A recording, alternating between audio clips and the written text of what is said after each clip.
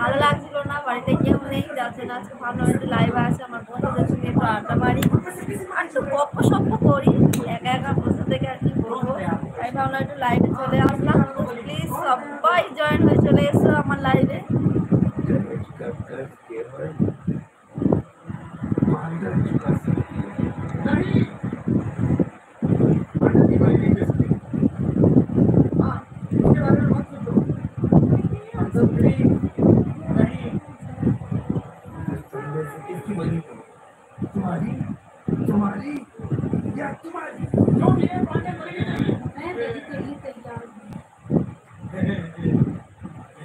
তো এই 2-3 দিন হচ্ছে খুব খুব গরম পড়েছে আমাদের এখানে, তো প্রচন্ড গরম পড়েছে। তোমাদের মনে কেমন গরম পড়েছে প্লিজ কমেন্ট করে জানাও।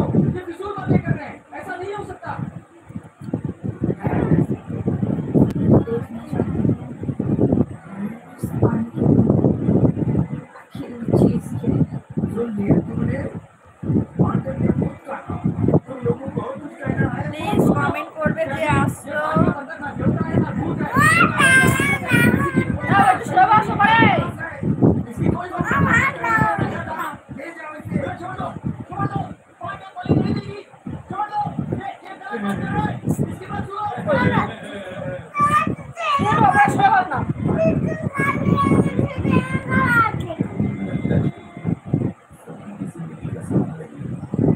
প্লিজ সবাই কমেন্ট করো।